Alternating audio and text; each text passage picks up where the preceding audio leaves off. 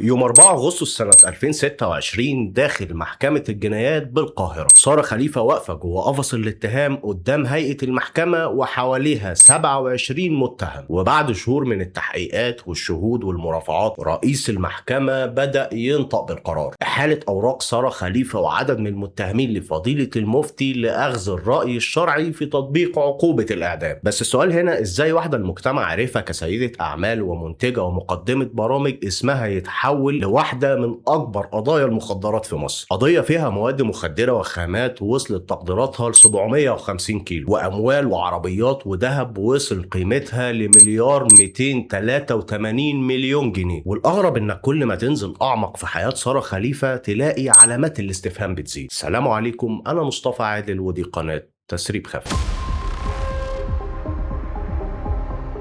لو دورت على سارة خليفة هتلاقي معلومات كتير عن تاريخ ميلادها ودراستها وشغلها، لكن الغريب ان المعلومات دي كلها مش راكبة على بعض. اكتر تاريخ منتشر عن مولدها فهو في يوم 29 مارس 1994 في القاهرة، والتحقيقات قالت انها كانت عايشة مع اهلها في النزهة وبعد كده انتقلوا العبور وبعد كده مدينتي، وكان عندها اخ اسمه محمد واخت اسمها شروق. لحد دلوقتي كل حاجة طبيعية، لكن بمجرد ما تبتدي تسأل هي درست ايه القصة تبدأ تتلخبط. تحريات المباحث بعد القبض عليها قالت حاجة غريبة جدا، قالت ان سارة حصلت على الشهادة الابتدائية فقط. وبحسب التحريات وبرغم كده دخلت مجال الاعلام وبدأت تظهر على التلفزيون، ونقيب الاعلاميين نفسه قال ان هي اصلا مش مؤيدة في جداول النقابة ولا معاها اصلا تصريح لمزاولة المهنة. يعني الصورة بقت اغرب، واحدة الناس بتعرفها كمقدمة برامج والنقابة بتقول ان هي مش مقيدة كاعلامية، لكن سارة عندها رواية مختلفة تماما. قالت انها درست في اكتر من مدرسة، وبعد الثانوية دخلت كلية الحقوق في جامعة عين شمس واتخرجت سنة 2008، وبعدها درست إعلام. طب استنى بقى هنا معايا ثانية واحدة، هو لو سارة مواليد 1994 واتخرجت من الجامعة سنة 2008 يبقى في الوقت ده كان عندها حوالي 14 سنة، وده طبعا مش منطقي. يعني لحد دلوقتي قدامنا 3 حاجات مش راكبين على بعض: تاريخ ميلاد منتشر، ورواية من سارة عن تعليم جامعي، وتحريات بتقول إن معهاش غير مؤهل ابتدائية. وبحسب كلامها بدايتها في الإعلام كانت من وهي صغيرة جدا، كان عندها حوالي 13 سنة وطلعت في برنامج على قناة ART، وبعد كده اشتغلت في قناة الشرقية العراقية، وبعدها فضلت تتحرك جوه عالم التلفزيون. وبطبيعة شغلها كان بيخليها موجودة في افتتاحيات الأفلام والمسلسلات والحفلات. وبعد كده راحت لقناة المحور وكانت بتقدم برنامج اسمه مهمة صعبة. والغريب هنا إن طبيعة البرنامج كانت بتتمحور حوالين العالم الأمني، ضباط وقضايا ومتهمين وتغطيات مرتبطة بوزارة الداخلية. ومع الشهرة دي اسمها اتعرف أكتر، لكن بطريقة محدش كان متوقعها. وفي الوقت ده اسمها ارتبط بلاعب النادي الأهلي محمود عبد المنعم كهربا، وعلى كلامها إن العلاقة انتهت بزواج رسمي، وبعد كده حصل بينهم خلافات وانفصال وقضايا أسرية. وبعد الانفصال ده سارة ما اختفتش، والعكس اللي حصل، وبدأت تبني حياة أكبر. وفي السنين اللي بعدها بعدت عن مجال تقديم البرامج وانطلقت في السوشيال ميديا، وبقى جزء كبير من شغلها ويومها اعلانات فنادق وحفلات وتعامل مع مشاهير. وكانت بتشتغل بين مصر ودبي، وبدأت تدخل مجال التجميل وأسست شركة اسمها سارة برودكشن، وكانت بتنظم حفلات للمطربين. وبحسب كلامها هي ان دخلها الشهري كان ممكن يوصل لحد نص مليون جنيه. يعني لو سألتها ساعة التحقيق الفلوس دي كانت جاية منين، اجابتها كانت جاهزة، ان الفلوس دي مصدرها من الشغل. لكن في نفس الفترة كان في اسماء بدأت تظهر في حياتها، والاسماء دي بعد كده هتظهر في ملف مختلف تماما. سارة ما كانتش هي اللي بدأت التنظيم العصابي من الأول، وبحسب أمر الإحالة إن في متهمين تانيين هم اللي اتهموا بإدارة العصابة، وبعد ما بدأوا تنفيذ المخطط سارة هي اللي انضمت لهم. وهنا الموضوع بيتغير خالص، لأن بحسب النيابة سارة ما دخلتش كمتهمة بتبيع مخدرات في الشارع، والدور اللي نسبته النيابة ليها كان أكبر من كده. والتحقيقات قالت إن سارة كانت بتضخ الأموال اللازمة للنشاط، وكانت بتسافر خارج مصر عشان تقابل المتهمين الأول والتاني في القضية، وكانت بتنسق بينهم وبين بقية أفراد التنظيم اللي كانوا في مصر. والموضوع موقفش عند سارة، لأن الاسم اللي هيظهر في دايرة التصنيع كان اسم قريب منها جدا، وكان أخوها محمد خليفة، واحد من اللي كانوا مسؤولين عن تصنيع المواد المخدرة. وخلي بالك هنا أنا بقول تصنيع المواد المخدرة. وبحسب التحقيقات الشبكة ما كانتش بتشتغل بالشكل التقليدي، هم ما كانوش بيشتروا مواد مخدرة جاهزة ويبيعوها، عملوها. الخطة كانت تصنيع المواد المخدرة، بدل ما يخش مصر المادة النهائية كانوا بيدخلوا المواد الخام وهم يصنعوا. وبحسب التحريات الأولية إن المواد كانت بتيجي بالصين مرورا بالإمارات وبعد كده تخش مصر، وكانت بتخش تحت غطاء مستحضرات التجميل. الست كانت بتنافس والتر وايت في بريكنج باد، وبعد دخول المواد كان في ناس ليها أدوار تانية مسؤولين عن الاستلام والتصنيع والتخزين والنقل والتوزيع. بس صناعة مادة مخدرة جديدة يظل فيها مشكلة، ازاي هتعرف ان الخلطة وصلت للتأثير اللي انت عايزه؟ بعض الناس المتهمين كان عندهم طريقة صادمة جدا، كانوا محتجزين رهاين وكانوا بيجربوا عليهم المواد دي ويشوفوا تأثيرها، وهل هي وصلت للنتيجة اللي هم عايزينها ولا لسه. والنيابة في مرافعاتها وصفت اللي بيحصل ان الاشخاص دول كانوا عاملين زي فئران التجارب، لكن لحد اللحظة دي كل ده لسه بعيد عن أعين الناس. طب السؤال هنا هو الشرطة وصلت للشبكة دي ازاي؟ اللي حصل ان في معلومات وصلت لإدارة مكافحة المخدرات، ومن هنا بدأت مرحلة استمرت حوالي 40 يوم، جمع معلومات وربط أسماء بأماكن وأشخاص بأشخاص لحد ما الصورة بدأت توضح. والشرطة فضلت مستنية كل المدة دي لأن هي ما كانتش عايزة شخص واحد، هي كانت عايزة تمسك أكبر عدد من التنظيم ده، لحد ما نوصل يوم الخميس 17 إبريل 2025. ركز هنا بقى معايا عشان المحامين لقوا نقطة يعرفوا يدافعوا بيها عن سارة. سارة قالت في التحقيقات إن تم القبض عليها الساعة 12 الظهر في بيتها في العجوزة، لكن محضر التحريات كان فيه توقيت مختلف، إن الإذن بالقبض والتفتيش كان ميعاده الساعة 5 مساء، يعني بين الوقت اللي سارة بتقول عليه وأمر الإحضار كان حوالي 5 ساعات. وبالنسبة للدفاع التفصيلة دي كانت مهمة لأن من خلالها بدأوا يطعنوا في الأوراق، واللي الناس عرفته بعد كده كان الخبر اللي فجر القضية كلها. يوم 20 إبريل 2025 القضية خرجت للرأي العام. وزارة الداخلية أعلنت عن ضبط تشكيل متهم بتصنيع وتوزيع المخدرات. وخد بقى عندك الكلام ده، في المرحلة الأولى الكمية المضبوطة كانت حوالي 200 كيلو، والقيمة المعلنة للمضبوطات تقدر بحوالي 420 مليون جنيه. ويوم 29 أعلنت عن ضبط المرحلة الثانية، عناصر تانية معاها حوالي 420 كيلو وفلوس وذهب وعربيات، والقيمة المعلنة للضربة دي هو 863 مليون جنيه. ولو جمعت الرقمين هتوصل لرقم مرعب، مليار 283 مليون جنيه. أما إجمالي المخدرات المضبوطة في الأوراق وصل ل 750 كيلو. لكن الكمية ما كانتش أخطر حاجة وقعت تحت إيد المحققين، أخطر حاجة وقعت في إيد المحققين كان موبايل سارة. النيابة وصلت لمحادثات على الواتساب فيها مواد مشابهة للمضبوطات وسجل مكالمات ومراسلات مع المتهمين. ووسط فحص الموبايل ظهر كشكول، الكشكول ده كان فيه أسماء وأرقام وحسابات، والتقرير الفني نسب الحاجات اللي مكتوبة جوه الكشكول دي إنها مكتوبة من سارة. وسارة من أول التحقيق كان عندها رد مختلف تماما، أنكرت وقالت إنها ملهاش علاقة بالشبكة ولا بتصنيع المخدرات. ولما سألوها عن فلوسها قالت إن الفلوس دي مصدرها شغلها، الإعلانات والحفلات وشركاتها وشغلها في التجميل. وبرغم التناقض بين كلام النيابة وكلام سارة، الحسم ما كانش هيبقى على كلام الطرفين بس، كان في شهود وصل عددهم لأكتر من 20 شاهد وتقارير فنية ومضبوطات ومحادثات. وفي وسط فحص الموبايل ظهر شيء محدش كان بيدور عليه أصلا، ملف يرجع ل4 سنين من قبل قضية المخدرات. سنة 2021 سارة كان عندها سائق خاص وكان عارف عنها كل حاجة وكان بيهدد بفضحها. النيابة لقت فيديو على التليفون إن السائق ده كان محتجز وتم الاعتداء عليه، يعني الموبايل اللي في إيديهم فتح لهم كمان قضية. لكن قضية المخدرات نفسها كان لسه فيها مشكلة قانونية كانت ممكن تقلب كل حاجة. المواد اللي الشرطة ضبطتها هي أصلا أسمائها مش موجودة في الجدول، فإزاي بقى النيابة بتتهم سارة إن هي بتصنع مخدرات؟ والسؤال ده كان عامل جدل لدرجة إن المحكمة أنشأت لجنة سياسية لفحص المواد دي، واللجنة بعد الفحص طلعت بإجابة غريبة. صحيح بعض المواد اسمها مش مكتوب حرفيا في الجدول، لكن بتعمل نفس التأثير بتاع المواد اللي موجودة في الجدول. ومن هنا القضية رجعت للمرافعات تاني، والنيابة كان عندها طلب واحد وهو